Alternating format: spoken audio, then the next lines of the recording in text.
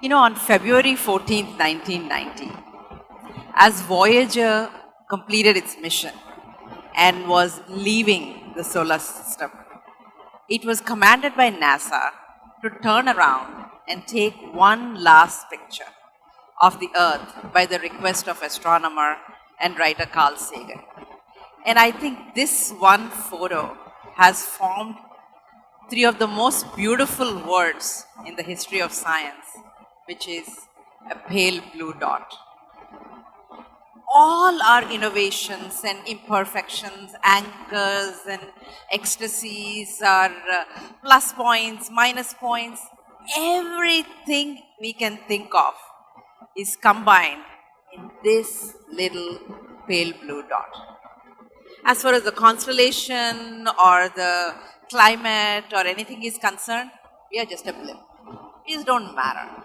If we disappear today, the universe won't even miss us. So, how do we make this pale blue dot matter? So first we thought it's through industrial revolution.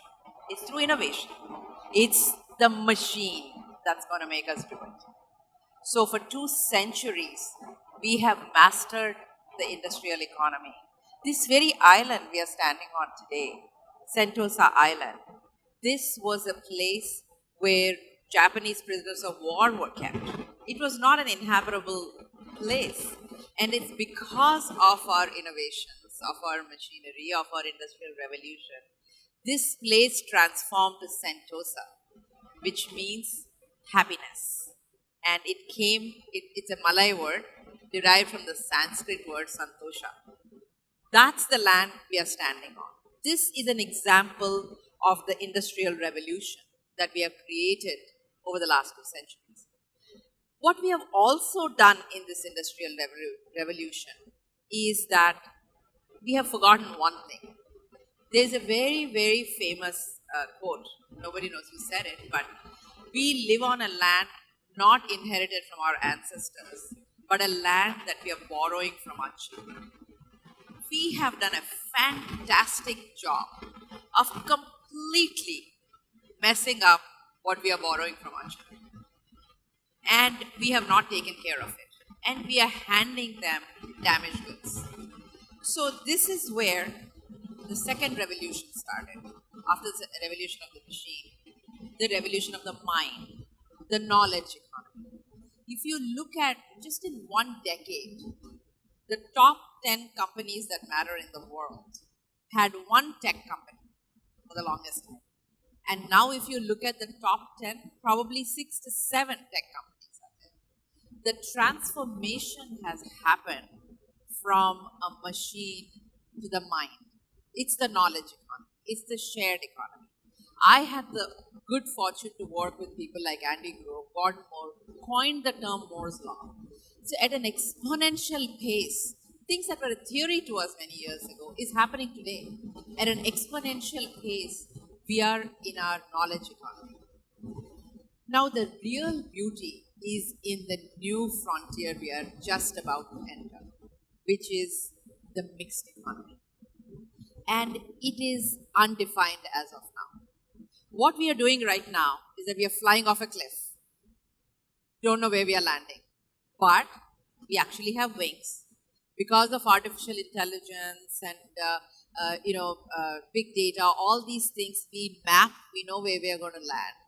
What we also have is what we have in this room, which is a diversity of thought.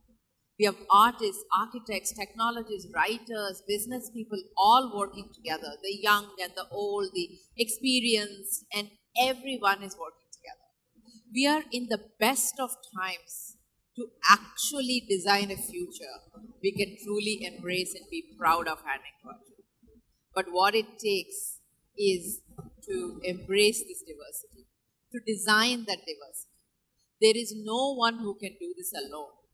So, with the pacemaker, whether you have a pacemaker or a little pin that's holding your bones together, or you have a hip replacement, it doesn't matter what. We are all going to have it at one time or the other because we are all going to live longer. We are all cyborgs.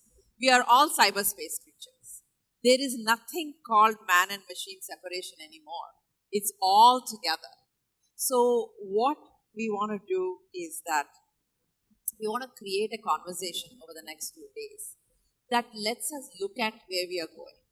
And the only thing that matters in going to this future is that we need to be alive, and we need to be healthy, and we need to be happy. If these things are true, we will figure where we are going together.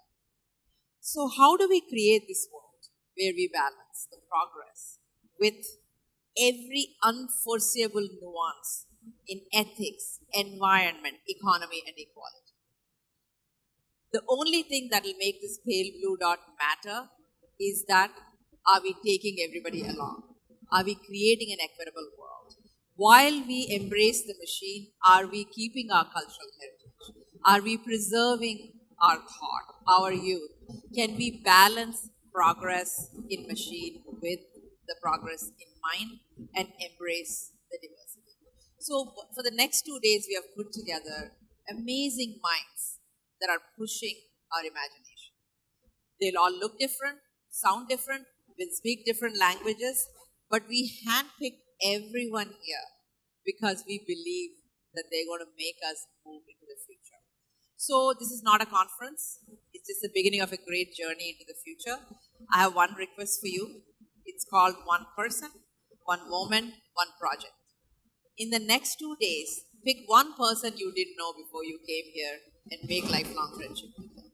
Pick one moment that terrified you, excited you, touched you. Remember that and be glad you're here. And pick one project you hear here and say that I'm going to be part of it. Just read about it, keep in touch with it, whatever. So my whole journey of coming here started with doing one such thing. 25 years ago, I was at a conference, and the person who opened the conference blew me away. I walked up to him and I said, I want to be part of your journey. And that person is Alexander Sierras. And for the last 25 years, we've been part of amazing, amazing technological journeys. He introduced me to Ben, and that's how we came here to work together.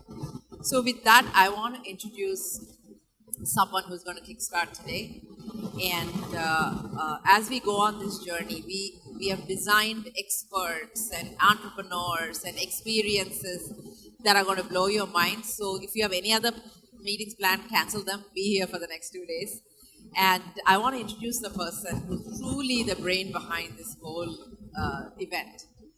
And when I first met him, I thought he's kind of too busy, always running around, etc. But what I found over the last few months, he's a heart of gold, and he's the most amazing person who treasures talent. And his assistant is somebody who's worked in the company for 45 years. And most of his team has been with him more than 2 decades. And the person who commands that kind of loyalty and has a heart of gold, and the person who's truly put all this together,